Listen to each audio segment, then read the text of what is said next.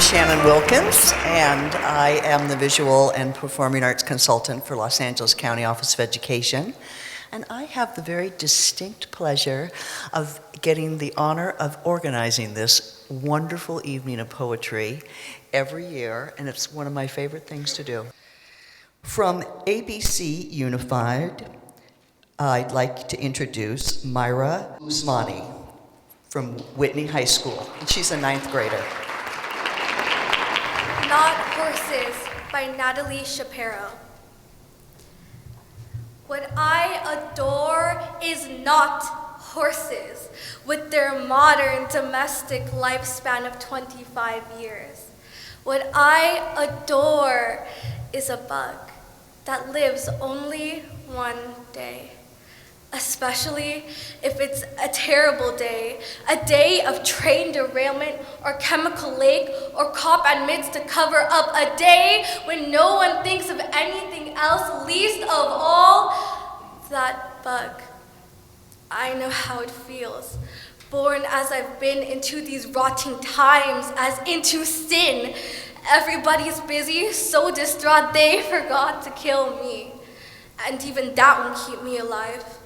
I share my home not with horses, but with a little dog who sees poorly at dusk and menaces stumps, makes her muscles known to every statue. I wish she could have a single day of language so that I might reassure her. Don't be afraid. Our whole world is dead, and so can do you no harm. Thank you. The Paradox by Paul Laurence Dunbar. I am the mother of sorrows, I am the ender of grief. I am the bud and the blossom, I am the late falling leaf. I am thy priest and thy poet, I am thy serf and thy king. I cure the tears of the heartsick, when I come near they shall sing. White are my hands as a snowdrop, swart are my fingers as clay. Dark is my frown as the midnight, fair is my brow as the day. Battle and war are my minions, doing my will as divine. I am the calmer of passions, peace is a nursling of mine. Speak to me gently or curse me, seek me or fly from my sight.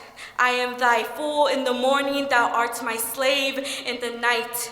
Down to the grave will I take thee, out from the noise of the strife. Then shalt thou see me and know me, death then no longer but life. Then shalt thou sing at my coming, kiss me with passionate breath, clasp me and smile to have thought me. Thou'lt save the foeman of death. Come to me, brother, when weary. Come when thy lonely heart swells. I'll guide thy footsteps and lead thee down where the dream woman dwells.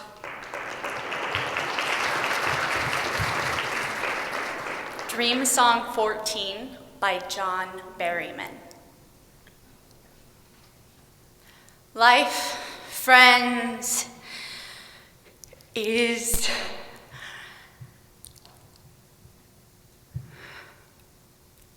boring. We must not say so. After all, the sky flashes, the great sea yearns, we ourselves flash and yearn. And moreover, my mother told me as a boy repeatedly, ever to confess you're bored means you have no inner resources. I conclude now, I have no inner resources because I am heavy bored. Peoples bore me, literature bores me, especially great literature. Henry bores me with his plights and gripes as bad as Achilles, who loves people and valiant art, which bores me. And the tranquil hills and gin look like a drag. And somehow a dog has taken itself and its tail considerably away into mountains or sea or sky, leaving behind me. Wag.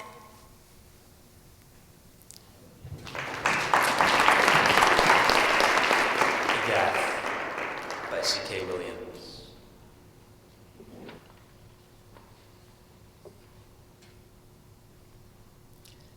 If that someone who's me, yet not me, yet who judges me, is always with me, as he is, shouldn't he have been there when I said, so long ago, that thing I said? If he who rakes me with such not trivial shame for minor sins now were there then, shouldn't he have warned me? He'd even out-devastate me for my unpardonable affront. I'm a child then, yet already I've composed this conscience beast who harries me. Is there anything else I can say with certainty about who I was, except that he could already draw from infinitesimal transgressions complex chords of remorse and orchestrate ever undiminishing retribution from the hapless rest of myself? The son of some friends of my parents has died, and my parents, paying their call, take me along, and I'm sent out with the dead boy's brother and some others to play. We're joking around, and some words come to my mind, which to my amazement are said. How do you know when you can laugh when somebody dies? Your brother dies, is what's said. And the others go quiet. The backyard goes quiet. Everyone stares.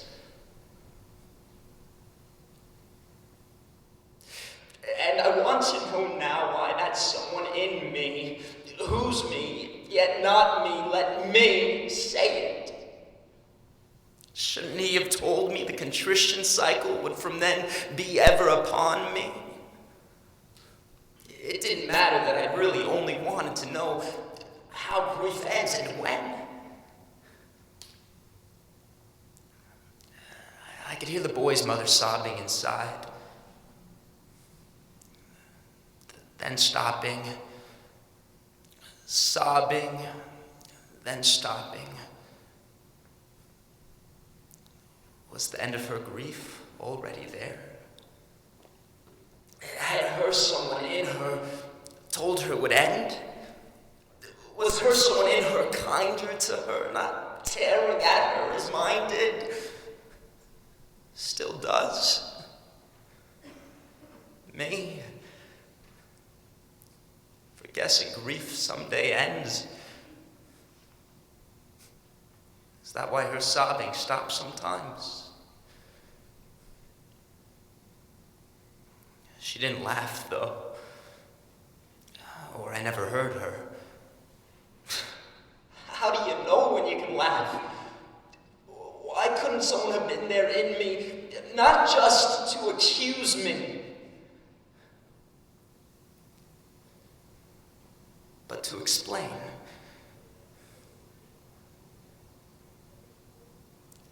The kids were playing again. I was playing. I didn't hear anything more from inside. The way now sometimes what's in me is silent too. And sometimes, though never really, forgets.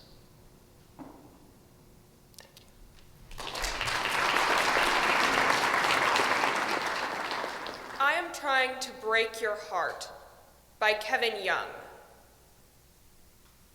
I am hoping to hang your head on my wall in shame. The slightest taxidermy thrills me. Fish forever leaping on the living room wall, paperweights made from skulls of small animals.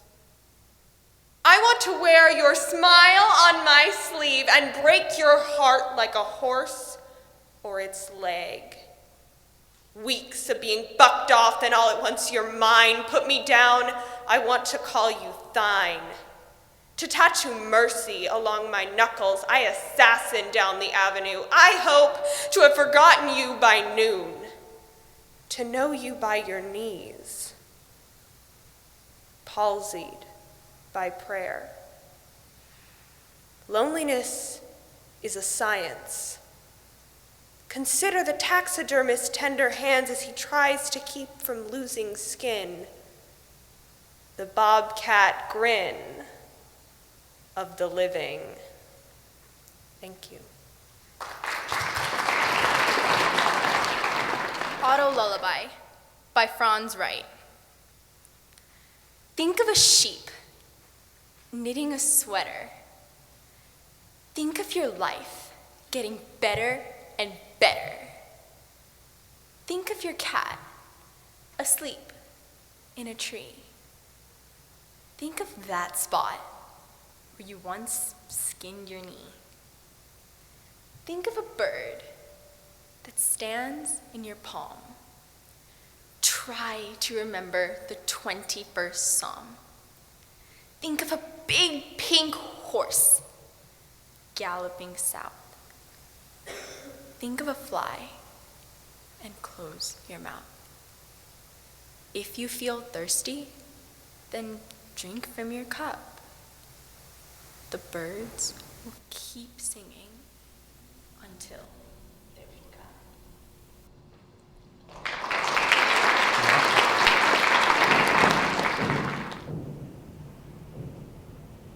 Caged Bird by Maya Angelou. A free bird leaps on the back of the wind and floats downstream till the current ends, and dips his wing in the orange sun rays and dares to claim the sky. But a bird that stalks down his narrow cage can seldom see through his bars of rage. His wings are clipped and his feet are tied, so he opens his throat to sing. The caged bird sings with a fearful trill of things unknown but longed for still, and his tune is heard on the distant hill, for the caged bird sings of freedom. The free bird thinks of another breeze, and the trade wind soft through the sighing trees, and the fat worms waiting on a dawn-bright lawn, and he names the sky his own. But a caged bird stands on the grave of dreams. His shadow shouts on and nightmares scream. His wings are clipped and his feet are tied, so he opens his throat to sing. The caged bird sings with a fearful trill of things unknown but longed for still, and his tune is heard on the distant hill, for the caged bird sings of freedom.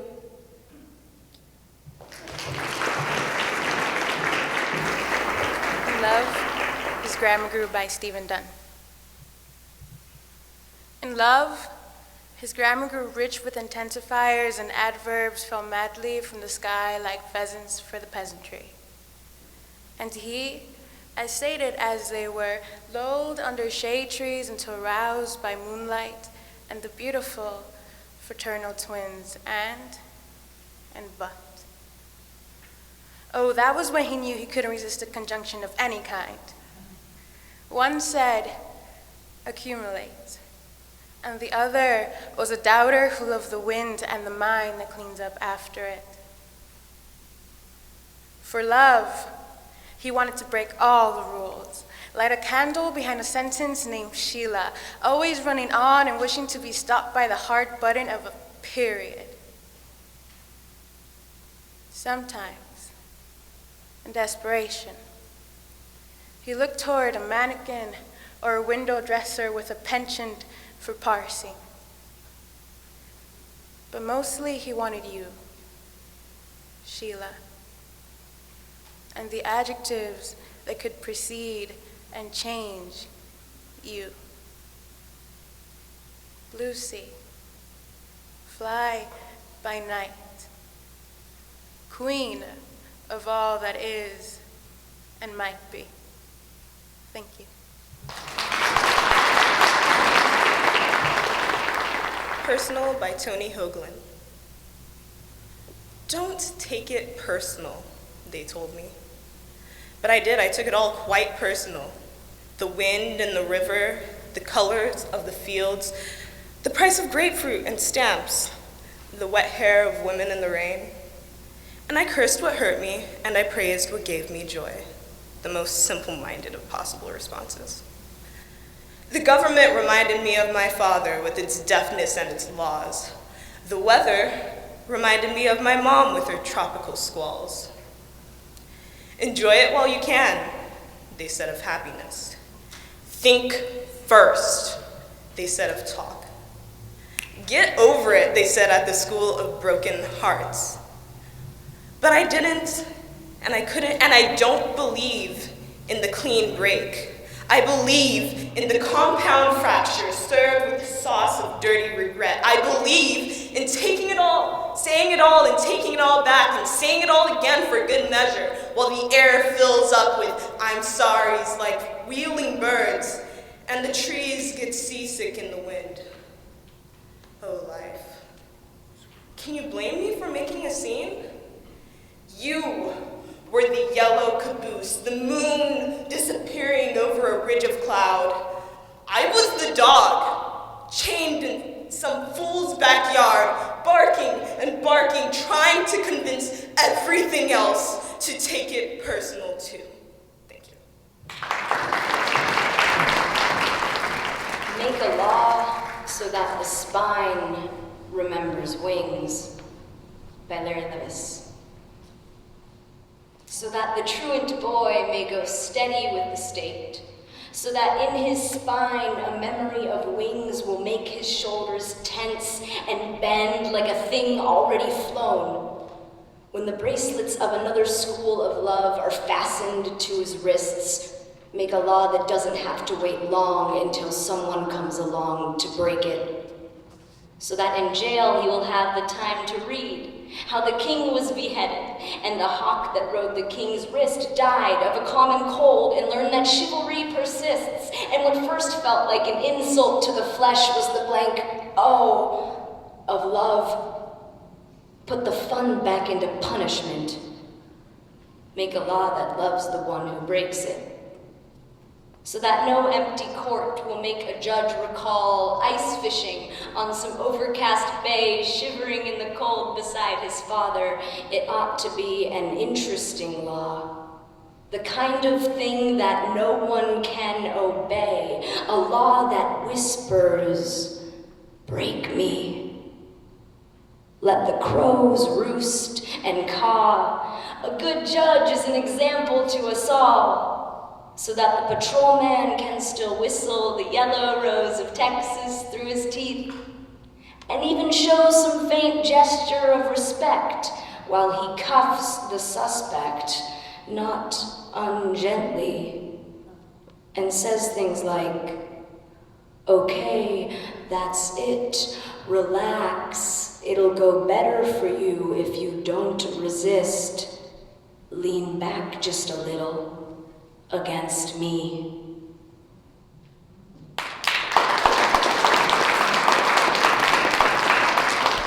The Lamb by Linda Gregg.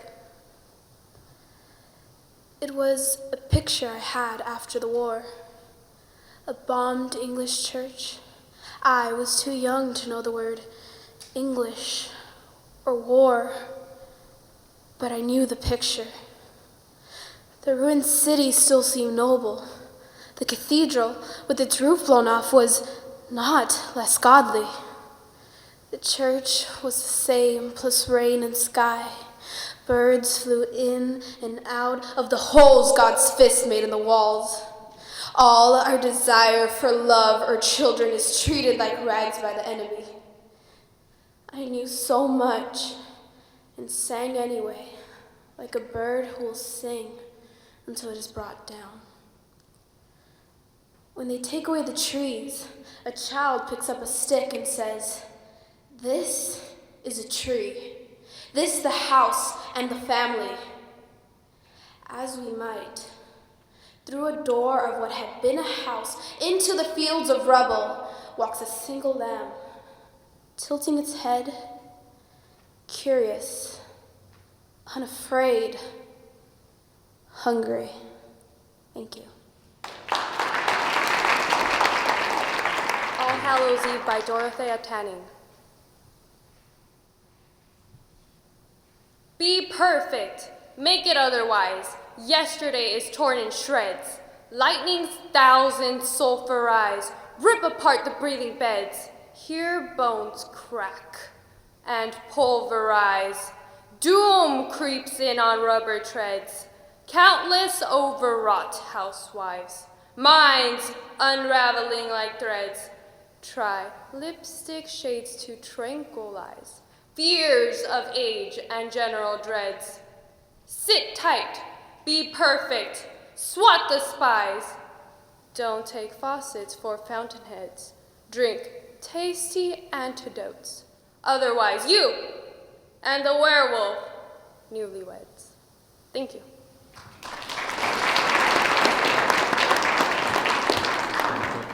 Dover Beach by Matthew Arnold. The sea is calm tonight. The tide is full, the moon lies far upon the straits. On the French coast, the light gleams and is gone. The cliffs of England stand, glimmering and vast, out in the tranquil bay. Come to the window, sweet is the night air, only from the long line of spray where the sea meets the moon-blanched land. Listen. You hear the grating roar of the pebbles, which the waves draw back and fling at their return. Begin and cease. And then again begin with a tremulous cadence slow, and bring the eternal note of sadness in. Sophocles long ago heard it on the Aegean, and it brought into his mind the turbid ebb and flow of human misery. We find also in the sound of thought, hearing it by this distant northern shore. The sea of faith was once too at a full, and round her shore lay like the folds of a bright kirtle furled. But now, I only hear its melancholy, long withdrawing roar, retreating to the breath of the night wind, down the vast hedges drear and naked shingles of the world. Ah, love, let us be true to one another. For the world, which seems to lie before us like a land of dreams, so various, so beautiful, so new, hath really neither joy, nor love, nor light, nor certitude, nor peace, nor help or pain. And we are here as on a darkling plain, swept with the confused alarms of struggle and flight, where the ignorant armies clash by night. Thank you. Domestic Situation by Ernest Hilbert. Maybe you've heard about this. Maybe not. A man came home and chucked his girlfriend's cat in the wood chipper. This really happened. Dinner wasn't ready on time. A lot of other little things went wrong. He spat on her father, who came out when he learned about it. He also broke her pinky, stole her checks, and got her sister pregnant. But she stood by him, stood strong through it all, because she loved him. She loved him, you see. She actually said that, and then she went and married him. She felt some unique call. Don't try to understand what another person means by love. Don't even bother. Thank you.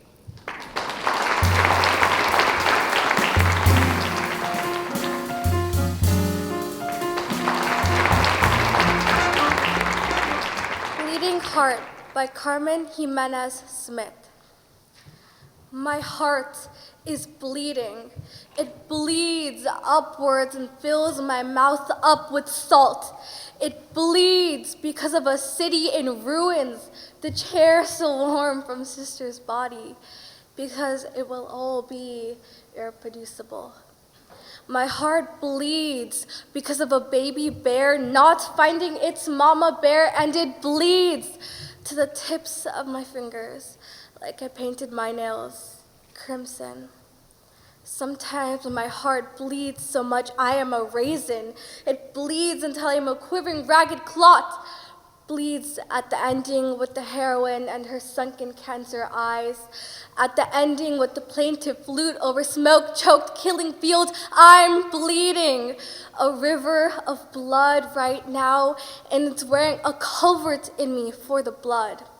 My heart rises up in me, becomes the cork of me, and I choke on it. I am bleeding for you and for me and for the tiny babies in the IED blown leg. It bleeds because I'm made that way, all filled up with blood. My sloppy heart, a sponge filled with blood to squeeze onto any circumstance. Because it is mine, it will always bleed. My heart, it bled today. It bled onto the streets and the steps of City Hall. It bled in the pizza parlor with the useless jukebox. I've got so much blood to give inside and outside of any milieu. Even for a bad zoning decision, I'll bleed so much you'll be bleeding, all of us bleeding, in and out, like it's breathing or kissing. Because it's righteous and terrible and red. It would be neat if with the new year by Jimmy Santiago Baca. For Miguel. It would be neat if with the new year I could leave my loneliness behind with the old year. My leathery loneliness, an old pair of work boots my dog vigorously. It shakes back and forth and its jaws chews on for hours every day in my front yard. Rain, sun, snow, or wind, in bare feet pondering my poem, I look out my window and see that dirty pair of boots in the yard.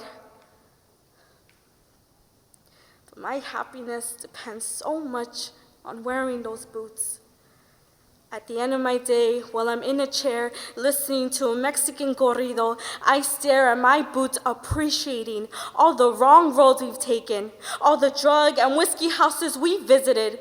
And as the Mexican singer wails his pain, I smile at my boots understanding every note in his words. And strangers, when they see my boots rocking back and forth on my feet, keeping beat to the song, see how my boots are scuffed, tooth-marked, worn-soled. I keep wearing them because they fit so good. And I need them, especially when I love so hard. Where I go up those boulder-strewn trails, where flowers crack rocks, in their defiant love for the light. Thank you.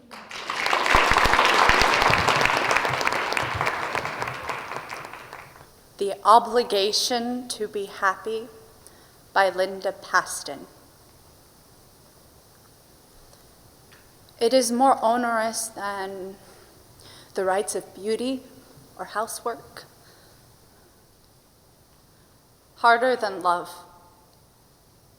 But you expect it of me casually, the way you expect the sun to come up, not in spite of rain or clouds, but because of them. And so I smile, as if my own fidelity to sadness were a hidden vice, the downward tug on my mouth, my old suspicion that health and love are brief irrelevancies, no more than laughter in the warm, dark, strangled at dawn.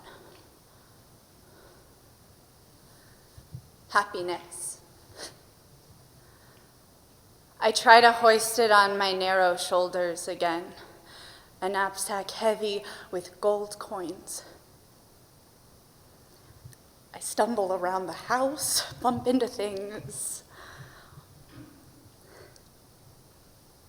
Only Midas himself would understand. Thank you.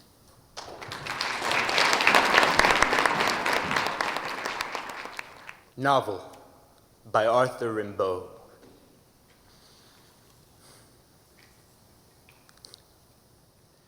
We aren't serious when we're 17.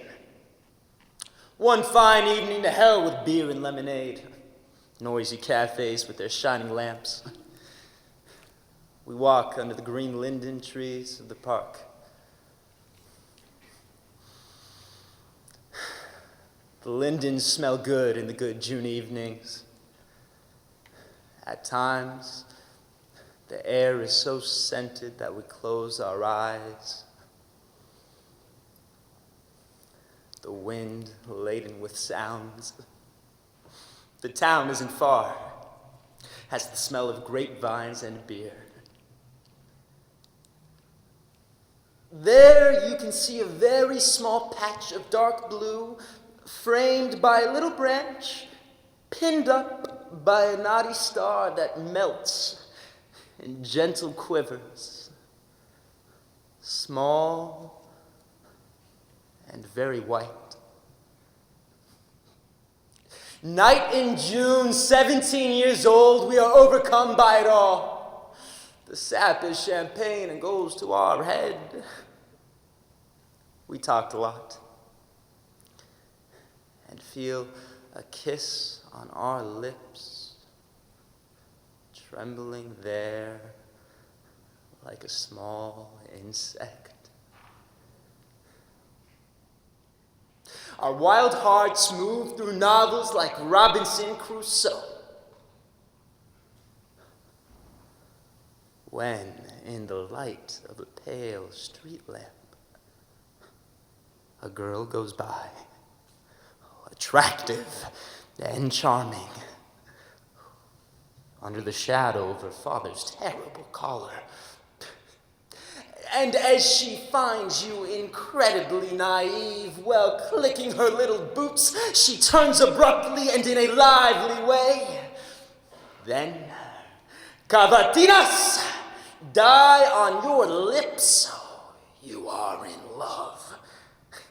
Occupied until the month of August, you are in love. Your sonnets make her laugh. All your friends go off. You are ridiculous. Then, one evening, the girl you worship deigned to write to you. That evening, you return to the bright cafes. You ask for beer or lemonade. We're not serious when we are 17.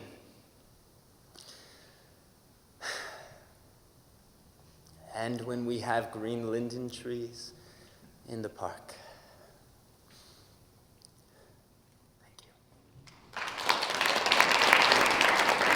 And by Matthew Francis. After Robert Hooke. All afternoon a reddish trickle. Out of the roots of the beech and across the lawn, a sort of rust that shines and dances. Close up, it proves to be ant. Each droplet a horned traveler, finking its way round the crooked geometry of a grass forest. A finger felled in their path rocks them. Amazed, back on their haunches, I see them tasting the air for subtle intelligence, till one ventures to scale it, and others follow. They're fidgety subjects to draw. If you sink the feet in glue, the rest twists and writhes. Kill one, the juices evaporate in seconds, leaving only the shriveled casing. I dunked one in brandy. It struggled, till the air rose from its mouth in pin-prick bubbles. I let it soak an hour, then dried it. Observed. The spherical head, the hair-like feelers, the grinning vice of its sideways jaw, the coppery armor plate with its scattered spines. Some draft stirred it then. It rose to all its feet and set off across the rough miles of desk. Thank you. Every Single Day by John Straley, after Raymond Carver's Hummingbird. Suppose I said the word springtime, and I wrote the words King Salmon on a piece of paper and mailed it to you.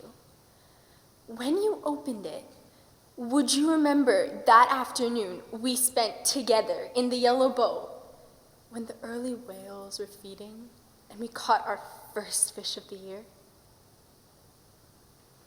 Or would you remember that time off Cape Flattery when you were a little girl, your father smoking, telling stories as he ran the boat, then the tug and zing of that very first fish spooling off into the gray-green world. You laughing and brushing back your hair before setting the hook. I know I'm hard to understand sometimes, particularly when you are standing at the post office with only a piece of paper saying King Salmon on it. But just think of it as a promissory note. And that electric tug, that thrill pulling your mind into deep water is how I feel about you every single day. Thank you.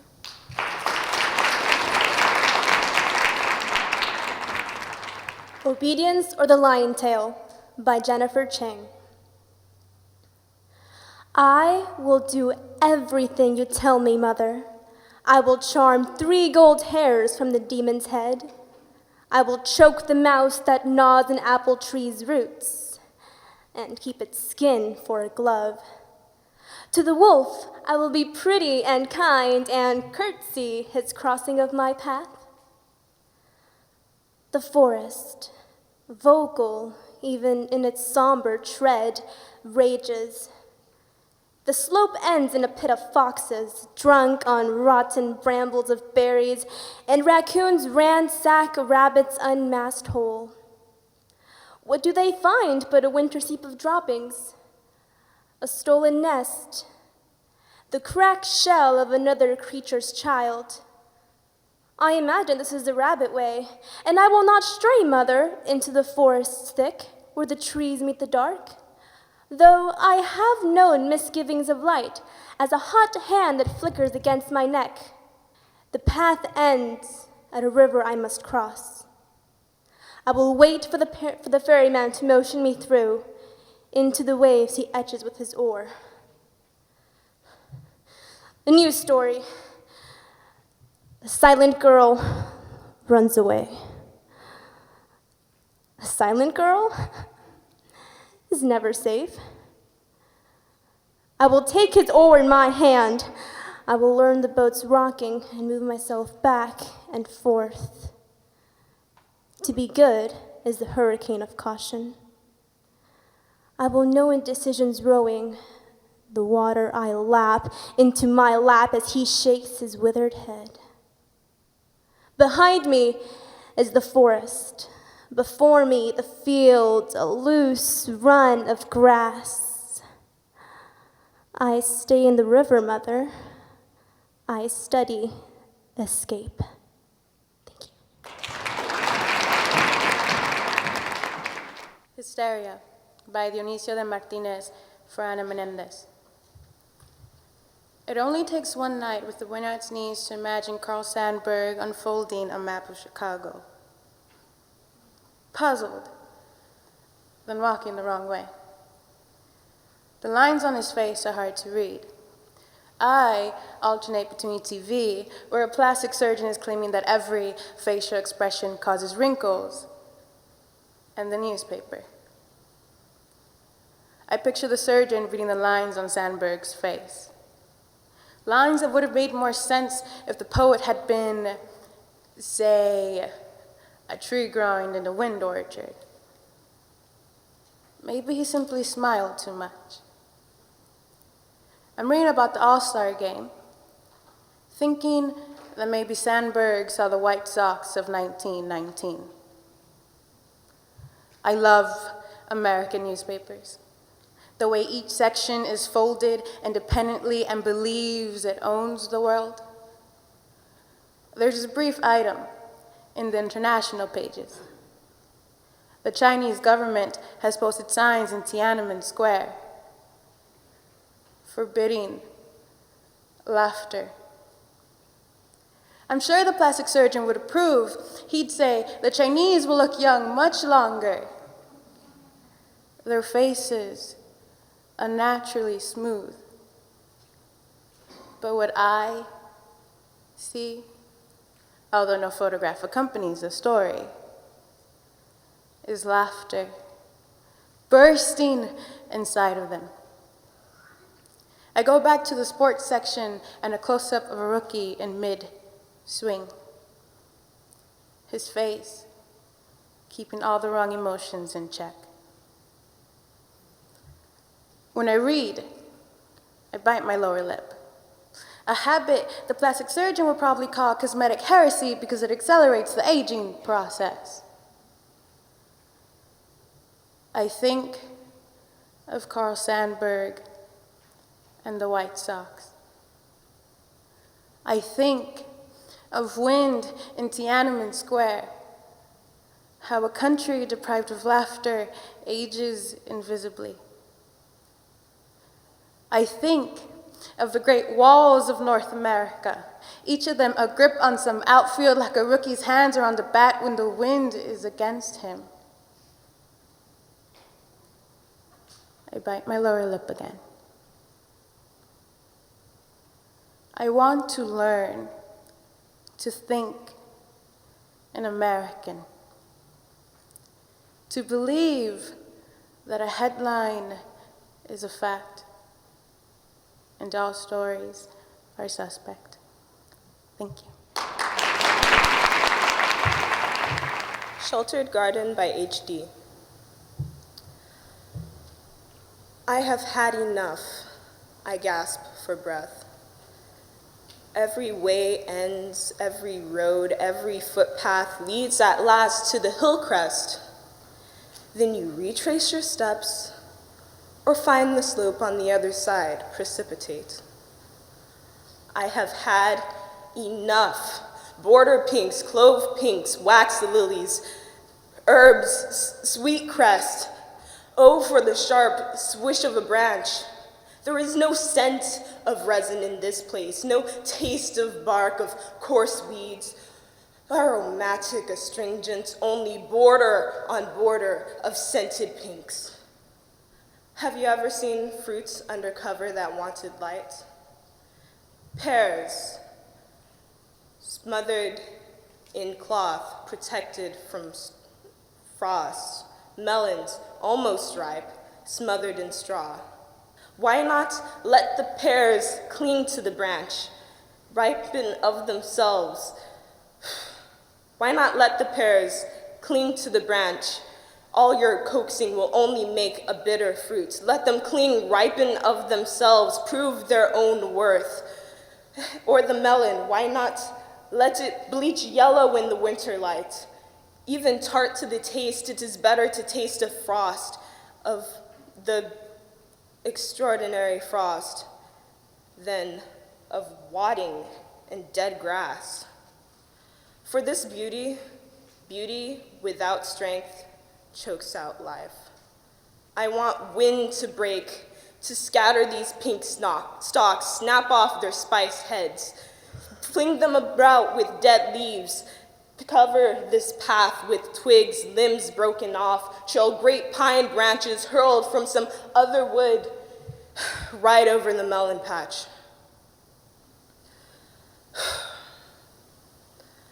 Break pear and spice, break pear and quince, leave half trees torn, twisted, but showing the fight was valiant. Oh, to blot out this garden, to find a new beauty in some terrible, wind-tortured place. Thank you. The Gaff by C.K. Williams. If that someone who's me yet not me, yet who judges me is always with me as he is, shouldn't he have been there when I said so long ago that thing I said? If he who rakes me with such not trivial shame for minor sins now were there then, shouldn't he have warned me he'd even now devastate me for my unpardonable affront? I'm a child then, yet already I've composed this conscience beast who harries me. Is there anything else I can say with certainty about who I was except that I, that he, could already draw from infinitesimal transgressions complex chords of remorse and orchestrate ever undiminishing retribution from the hapless rest of myself? The son of some friends of my parents has died, and my parents, paying their call, take me along, and I'm sent out with the dead boy's brother and some others to play. We're joking around, and some words come to my mind, which to my amazement are said. How do you know when you can laugh when somebody dies? Your brother dies, is what's said, and the others go quiet. The backyard goes quiet, everyone stares, and I want to know now why that someone in me who's me yet not me, let me say it. Shouldn't he have told me the contrition cycle would from then be ever upon me? It didn't matter that I'd really only wanted to know how grief ends and when. I could hear the boy's mother sobbing inside, then stopping. Sobbing, then stopping. Was the end of her grief already there? Had her someone in her told her it would end? Was her someone in her kinder to her, not tearing at her as mine did still does me, for guessing grief someday ends? Is that why her sobbing stops sometimes? She didn't laugh, though, or I never heard her. How do you know when you can laugh? Why couldn't someone have been there in me, not just to accuse me, but to explain? The kids were playing again. I was playing. I didn't hear anything more from inside. The way now sometimes what's in me is silent too. And sometimes, though never really, forgets.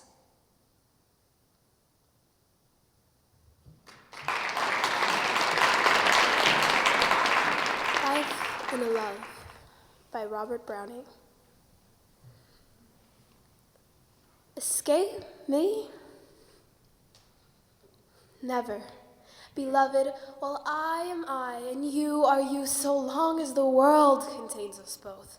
Me, the loving, and you, the loathed. While the one eludes, must the other pursue. My life is a fault at last, I fear. It seems too much like a fate. Indeed, though I do my best, I shall scarce succeed. But what if I fail of my purpose here? It is but to keep the nerves astrain, to dry one's eyes and laugh at a fall, and baffled, get up and begin again. So the chase takes up one's life. That's all. Well, look but once from your farthest bound at me so deep in the dust and dark. No sooner the old hope goes to ground than a new one, straight from the self same mark. I shape me, ever removed. Thank you. A Boat Beneath a Sunny Sky by Lewis Carroll. A boat beneath a sunny sky, lingering onward dreamily in an evening of July, children three that nestle near, eager eye and willing ear, pleased a simple tale to hear.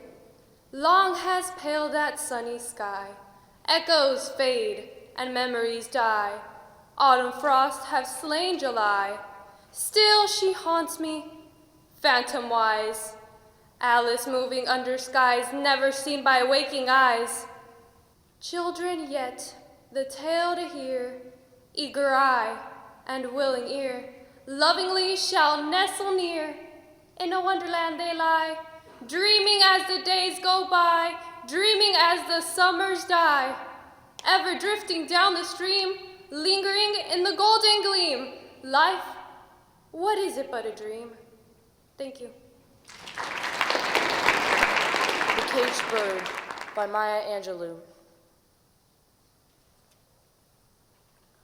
A free bird leaps on the back of the wind and floats downstream till the current ends and dips his wings in the orange sun rays and dares to claim the sky. But a bird that stalks down his narrow cage can seldom see through his bars of rage. His wings are clipped and his feet are tied, so he opens his throat to sing. The caged bird sings with a fearful trill of things unknown yet longed for still, and his tune is heard on the distant hill, for the caged bird sings of freedom. A free bird thinks of another breeze, and the trade winds soft to the sighing trees, and the fat worms waiting on a dawn-bright lawn, and he names the sky his own. But a caged bird stands on the grave of dreams. His shadow shouts on a nightmare scream. His wings are clipped and his feet are tied, so he opens his throat to sing.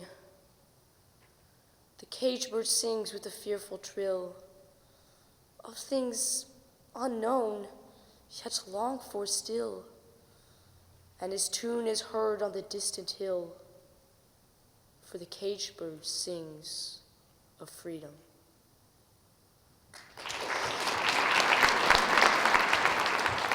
On the Lawn at the Villa by Lewis Simpson. On the lawn at the villa. That's the way to start, eh, reader? We know where we stand, somewhere expensive.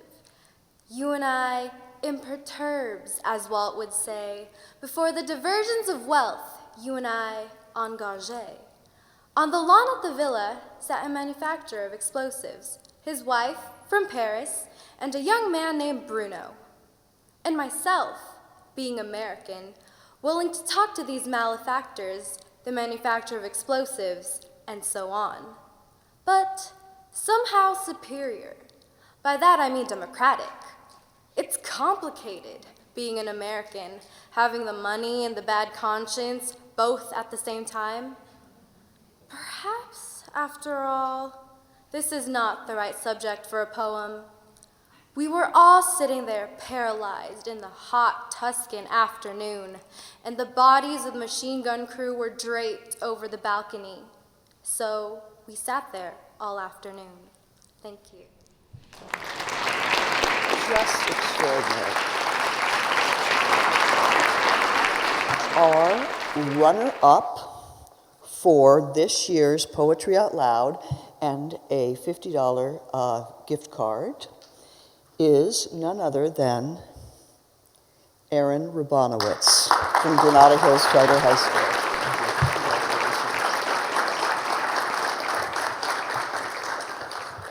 And our winner is none other than Miriam Sachs from Maricosta High School.